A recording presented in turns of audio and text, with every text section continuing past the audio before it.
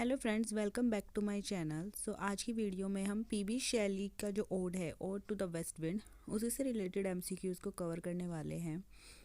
ये जो हमारा ओड है ये 5 स्टेंजाज में है। इसमें इन्होंने वेस्ट विंड का प्रभाव पहले अर्थ पर दिखाया है, सेकंड स्टेंजा में स्काई, थर्ड स्टेंजा में सी, फोर्थ इनका ऑटोबायोग्राफिकल है और फिफ्थ में इन्होंने मैनकाइंड के लिए होप दिखाई है। तो इन्होंने जो वेस्ट विंड है, इन्होंने नेचर का जो एक पूरा टोटल नेचर को कवर किया है। जैसे वर्ड्सवर्थ जो थे वो सिर्फ काफ़ी मिनट डिटेल दिखाते थे, लेकिन उन्होंने टोटल ही इसमें नेचर को कवर किया है। तो हमारा पहला क्वेश्चन है, ode to the west wind consist of how many section. जो हमारा ode to the west wind है वो टोटल कितने सेक्शन से बना है? A3, B4, C5 और D6। Right answer is C. ये 5 स्टैंजा की पोएम है। Next is ode to the west wind is Shelley's ode in 5 section in. जो शैली का ओड है, ode to the west wind, ये कौन सी राइमिंग इसमें लिखा हुआ है? A terza rima, B heroic couplet, C ballad और D lyric. Right answer is A terza rima. ये टेर्जा रीमा में लिखा हुआ है।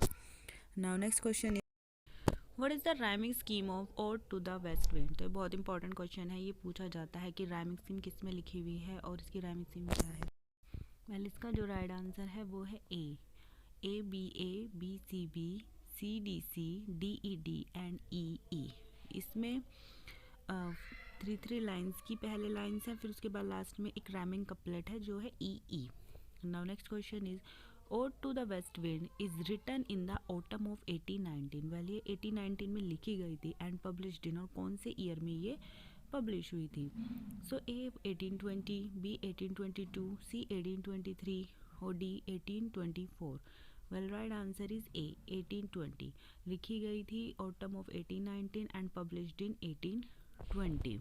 नाउ नेक्स्ट क्वेश्चन है, the west wind action reveal itself as. ये पहले स्टेंजा की ही लाइन है कि वो जो वेस्ट विंड है उसका एक्शन खुद को क्या दिखाता है? A a destroyer and a lover, B a hater and a lover, C a preserver and a destroyer और D none of this. Right answer is C a preserver and a destroyer. ये effect का होता है अर्थ के ऊपर, जिसमें वो क्या करता है, हर चीज़ को डिस्ट्रॉय कर देता है अपने आसपास की और फिर उसको प्रिजर्व भी करता है। फॉर एग्जांपल जो पेड़ है उसकी सारी पत्तियों गिरा देता है, सीड्स को भी गिरा देता है, लेकिन उससे क्या होता है, सीड्स की वजह से नई पौधे भी उग जाते हैं। सो ये प्रिजर्वर भी है और डिस्ट्रॉयर भी है। Next is, the west wind is called. West wind को और क्या बोला जाता है? A a life of autumn being, B soul of autumn being, C breath of autumn being और D none of these. So right answer is C breath of autumn being. तो west wind को breath of autumn being भी कहा गया है। Now next question is, whom does the poet invoke। इसमें पूछा गया है कि पोएट इसमें इस ओड में किसको इन्वोक कर रहा है, किसको पुकार रहा है, किसके बारे में है, किससे बात कर रहा है? A wild west wind, B wild east wind, C wild north wind और डी नन ऑफ दीज। तो right answer is A wild west wind. इसमें वाइल्ड वेस्ट विंड के बारे में बात की गई है। Next is, who scatter the dead leaves. Dead leaves को कौन यहाँ वहाँ फैला देता है? A the east wind, B the west wind, C the south wind or D none of these. So right answer is B the west wind. Now next question is, what does the west wind spread। जो west wind है वो क्या फैला देता है? A seeds so that they may be nurtured by the spring, B branches of that they be nurtured by the spring, C trunks so that they be nurtured by the spring or D none of these.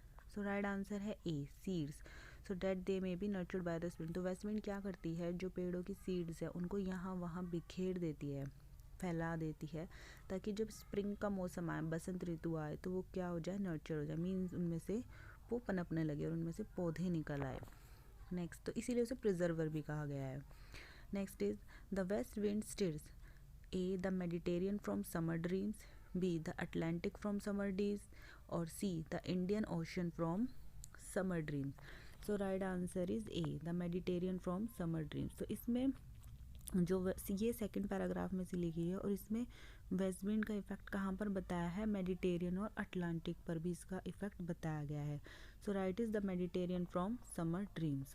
Now next question is, whom does the west wind cleave into choppy chasm। A. The Atlantic, B. The Indian Ocean, C. The Mediterranean और D. None of these. So right answer is A. The Atlantic. पहले second stranger की line है और इसमें Mediterranean और Atlantic पर इसका effect बताया गया है.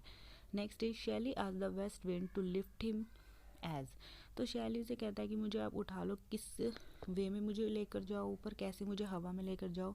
A a wave, a leaf, a cloud और B a leaf, a branch, a cloud, C a cloud, a dead leaf and a trunk. So right answer is a wave, a leaf और cloud. मुझे एक wave की तरह, नदी की लहरों की तरह ऊपर उठाओ, एक पत्ती की तरह हवा में लेके जाओ, या फिर एक बादल की तरह मुझे आसमान में लेकर जाओ. तो शैली किसको कहता है ऐसा करने के लिए? वेस्ट विंड को कहता है कि मुझे इसी तरह कहाँ लेकर जाओ, ऊपर आसमान में लेकर जाओ. Now next question is the poet feels that he likes the wind because he is. उसे जो पोएट कहता है कि मुझे जो विंड है वो बहुत पसंद है क्योंकि विंड क्या है? A untameable and meek, B tameable and proud, C untameable and proud और D none of the. So right answer is C untameable and proud. Means उसमें कोई भी घमंड नहीं है. Next is what does the poet feel now. Poet अब कैसा feel कर रहा है? Bowed with the weight of his hours upon earth, B rose with the weight of his hours upon earth, drunk with the weight of his hours upon earth और D dead with the weight of his hours upon earth. So right answer is A bowed with the weight of his hours upon earth. मतलब वो धरती पर रह रह कर क्या हो गया है, थक गया है, बहुत ज़्यादा दुखी हो गया है, इसीलिए वो कहता है कि मुझे कहाँ लेकर जाओ, आसमान में, वेस्ट में मुझे लेकर जाओ, लीफ या क्लाउड या फिर वेव की तरह. Next is the poet asked the west wind to make him his dash a lyre, B flute, C instrument, D follower. So right answer is A lyre. Lyre means क्या होता है? वीणा. तो ये last का stanza है जिसमें एक hope होती है. मुझे वो कहता है कि तुम मुझे कहाँ लेकर जाओ, आसमान में लेकर जाओ, और मैं मेरे जो थॉट्स हैं वो क्या कर दो, चारों तरफ फैला दो, अपनी हवा के साथ मुझे चारों तरफ मेरे थॉट्स को फैला दो ताकि इंसान क्या हो सके, दुखों से ऊपर उठ सके. Next is the poet want to spread his thought like. वो अपने थॉट्स को किसकी तरह फैलाना चाहता था? A a dead leaves to quicken a new birth, B sparking leaves to quicken a new birth और C withered leaves to quicken a new birth. So right answer is C withered leaves to quicken a new birth. मतलब चारों तरफ जैसे तुम पत्तों को फैला देती हो एक नए जीवन के लिए, उसी तरह मेरे थॉट्स को भी चारों तरफ क्या कर दो, तुम फैला दो. Now next question is the poet is sure that his word are scattered among mankind they will become. Poet को पूरी उम्मीद है कि उसकी जो वर्ड्स हैं, शब्द हैं, जब वो विंड का क्या बन जाएगा, लैर, उसकी वीणा बन जाएगा, तो सारे संसार में उसके जो थॉट्स हैं वो फैल जाएंगे, जिससे क्या होगा? A the trumpet of prophecy, B the instrument of a prophecy, C the music of a prophecy और D none of these. So right answer is the trumpet of prophecy. मतलब वो एक तरह की भविष्यवाणी हो जाएगी जिससे लोगों में क्या जाग जाएगी? होप, यानी उम्मीद की लहर दौड़ जाएगी. किससे? उसके वर्ड से. Next is thou from whose unseen presence the leave dead are driven like dash from an enchanted fling. So right answer is C ghost. Now next question is each like a dash within its grave, A cell, B dead body, C stale और D corpse. So right answer is corpse. मतलब जो dead lives हैं वो कैसे लेटी हुई हैं, जैसे कब्र में कौन, जो कॉप्स होती हैं, लाशें होती हैं, वो लेटी होती है, इसी तरह डेड लिव्स को बताया गया है. Next is the dreaming earth is the phrase that appear in. जो ये ड्रीमिंग अर्थ है, ये फ्रेज कौन से ओड में आया है? A ode to the west wind, B to a skylark, C both are correct और D both are wrong. So right answer is A ode to the west wind. इसमें dreaming earth जो एक phrase है वो use हुआ है किसमें? Ode to the west wind में. Next is in which poem of Shelley does maenad appear. एक मेनेड जो होती है वो शैली की किस पोएम में अपीयर हुई है? A ode to the west wind, B to a skylark, C the cloud और D none of these. So right answer is A ode to the west wind. In Greek mythology, a Maenad is one of the wild, savage women who hang out with the god. सो अभी पीछे question आया था MANET की कहाँ use हुआ है, और to the west wind में आया. सो ग्रीक माइथोलॉजी में मैनेट कौन थी? एक बहुत ही ज़्यादा गुस्से वाली एक औरत थी जो भगवान के साथ लटक जाती है. तो कौन से ग्रीक गॉड थे? A Zeus, B Mars, C Dionysus और D none of these. So right answer is C Dionysus. Next is fierce maenad the fierce mean, fierce का मीन्स क्या होता है?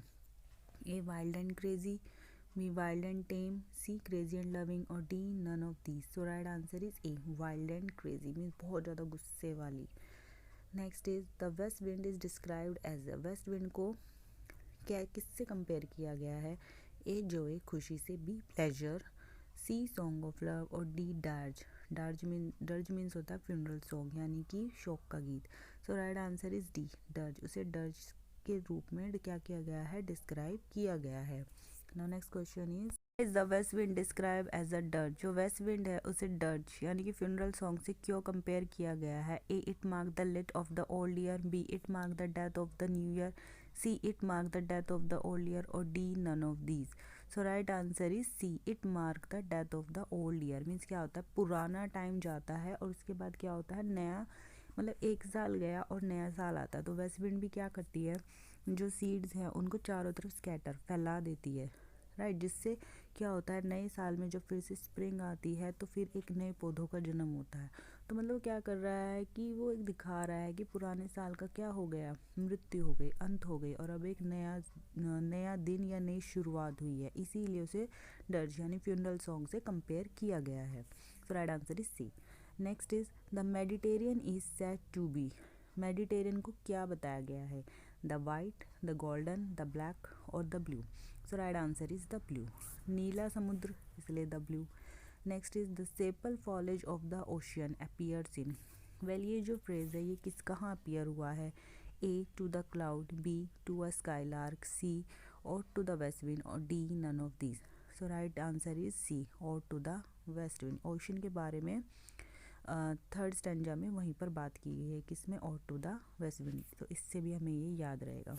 Next is the poet share the impulse of the west wind but he is less, A free, B slave, C wet और D none of these.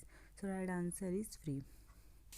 Next is the west wind is uncontrollable, controllable, C tame और D none of these. So right answer is A uncontrollable. जो west wind है वो कैसी है? वो कोई भी उसको कंट्रोल नहीं कर सकता, वो क्या है? अनकंट्रोलेबल है। नेक्स्ट क्वेश्चन इज, वेल ये पोएम की लाइन है, कंप्लीट करनी है।